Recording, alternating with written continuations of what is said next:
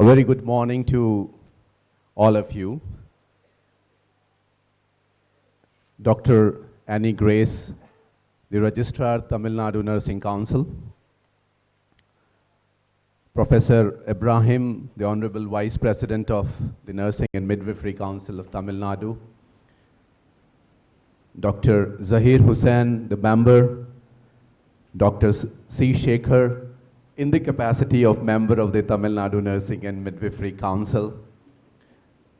Very, very distinguished awardees today for different awards, but most importantly, I'm very humbled and honored to be amongst the lifetime achievers, the principals, the directors, the faculty members, the students, the nurse practitioners, in fact, whole of the nursing fraternity, and importantly, friends of nurses, my friends and colleagues from media, very distinguished ladies and gentlemen, a very good morning and welcome to all of you one more time.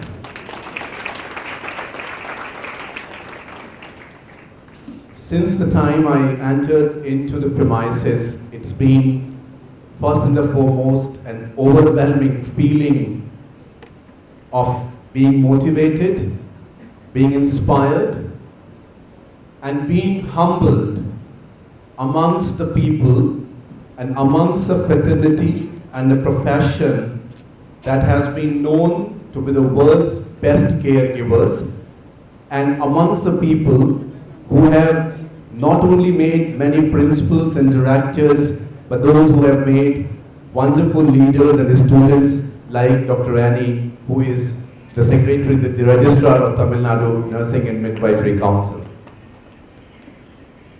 And today, to me, is truly a momentous occasion. And this day will go into chronicle of Tamil Nadu Nursing and Midwifery as one of the most precious and auspicious days. As a premier council, the initiative of Tamil Nadu Nursing and Midwifery Council to first this visionary thought and innovative thought of developing the nurse leader by not a program acronym of LEAP, but by actually taking a leap into the future, by developing a generation of leaders to the, what I said, the largest group of caregivers across the world, including in Tamil Nadu, can only be done through a huge and heartfelt appreciation and compliments to you for the council taking it up. Ladies and gentlemen, nurses and midwives make up almost half of the world's health workforce. The numbers have also been shared by Dr. Annie, by Professor Ibrahim. They are not just important because of their numbers, but because of the vast range of health services they provide. They deliver safe, effective, respectful, and quality care. Friends, ladies and gentlemen, as was stated, that WHO estimates that the world is facing a shortfall of approximately 18 million health workers if we are talking about universal health coverage to achieve and to sustain it by 2030. And you know what is very critical? Half of that number, around 9 million, is the projected shortfall in nurses and midwives. And that need is especially acute in low and middle income countries. And what the trend that one sees across the cities, across the world and across the countries that I go around, that we can have the best of the quality assured medicines, the best diagnostics, the best of the hospitals, and the very well covered health insurance schemes. And as an Indian, I can feel very proud that today in India, we do talk about Ayushman Bharat as well. But what is very critical is that if we don't have the health worker, especially the ones who are the front line, be it close to the patient or be it close to the people or the community, the nurses, the midwives, the public health workers, delivering the safe, effective, people-centered care, we actually do not have a strong and robust health system. And today, when we have been all talking about nursing now and the whole collaboration and partnership of the International Council of Nurses to midwifery, to WHO and others, I just want to take a moment and share with you the challenge we face, the rising tide of non-communicable diseases, the persistence of communicable diseases, epidemics, pandemics that we are faced with in the world today, the threat of acute public health events, be it man-made or natural, the disasters, the outbreaks that we can talk about, the rise of antimicrobial resistance, and my colleagues, Dr. Zahir and others would bear me out, the biggest threat in the world today in the clinical practice that we would be facing is the antimicrobial resistance, the antibiotic resistance. But not far away that we could feel the changing patterns of the climate, the effect of climate change on health, the persistence of neglected tropical diseases in the countries, and on top of that, the struggle to expand access to quality health services and achieve the universal health coverage. You all are experiencing and facing the epidemiological, demographic, and economic transitions. It is certainly imperative that increasingly we move from singular focus on curative services which are mostly delivered in hospital, and I'm standing in a hospital today, and I fully well know that it's a very, very important part of the entire health system where our health workforce is delivering highest quality of health services, but it is also important for us to move towards promoting health and preventing disease, which is delivered at a primary healthcare level, which is where the people are. And today, when I had the honor of handing over the awards to the awardees, it is simply superb to see the people are not only from the field of clinical practice, but what you are the role model of Tamil Nadu to the world, not only to India, the public health workforce, the way that you have been working, be it safe deliveries without complication, be it the public health nurse, be it the one who are at the forefront. And that's what the need and the challenge is when we are talking about strengthening the nurse workforce across the world, especially in India and in the state as well. As a medical doctor myself, what I have always learned that it is actually the nurses and midwives which have the potential to strengthen the frontline services, what I call and consider a horizontal approach, a compassionate, a kind, and a very people's caring approach to healthcare and public health, often providing services from immunization to palliative care and everything in between. And to perform these integrated health and multi-sectoral services, we need to bring the changes. We have been training nurses, we have been practicing nursing, and the way that we need to look into strengthening the nursing and midwifery workforce. And we encourage them to be managers and leaders and are also supported to undertake nursing research. Basically, to have skills which are required to meet changing patients and professional needs. And that's why when I said in the beginning that I stand very humbled, very overwhelmed with emotions and feelings as well, because what I today witnessed is a very classical example, and the saying goes like this, that winners don't do different things, they do things differently. And when I look into it, particularly with regard to leaders and managers, I today witnessed one of the finest example of leadership, where Dr. Annie Grace putting that example with wonderful support of each and every member of the Nursing and Midwifery Council. And why I am saying so is very, very important. Friends, do you know the difference between the leaders and managers? The difference between the leaders and manager is very simple. Leaders make leaders. Leaders inculcate leadership. That's why I have always called my teachers as my true leaders. They are the ones, those who have inculcated that leadership skills in me. And today, sitting here, launching the Nursing Now campaign and a LEAP program that I can vouch would certainly lead you into the leadership in a very different approach. I take this very opportunity to congratulate Tamil Nadu Nursing and Midwifery Council, every one of you, for this wonderful initiative. The numbers are just for numbers. 20,000 globally, you will train 5,000 of them in a 1 year time. You will meet our 1/4 target. Put together all the states in India, if they do that, we would overshoot the number that is required globally. You are the world leader in any case, not only in many other fields, but especially in the nursing and midwifery. I just also wanted to take a little bit of step back and what Dr. Annie said in her presentation with regard to the triple impact and why it is very important. Because you know, when we talk about nurses, doctors, public health workers, health related anything, we are always being challenged with regard to the cost of the health system. You know, it is always a challenge, and I know Dr. Shekhar would be facing this, being in the government as well. Every time we go with a budgetary requisition to the government, to the policy maker, they say your costs are increasing.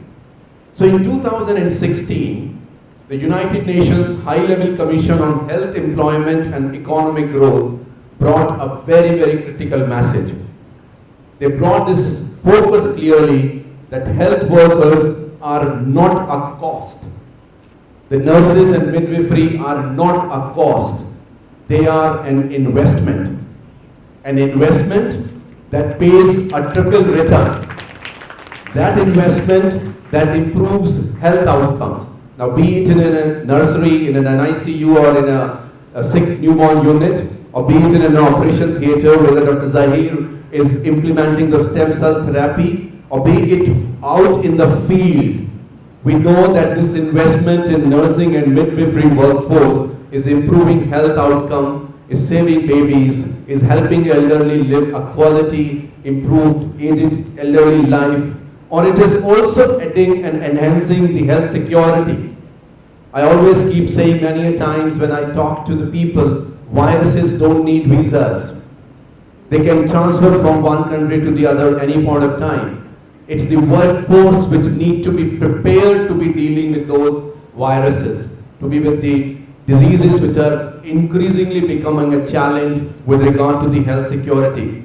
And you know one thing, investment in the nurses and midwifery and the overall health workforce spurs the economic growth. It's not alone about the pay. It's not alone about the income of mine, but you and I as health workers are contributing immensely to the economy of the country.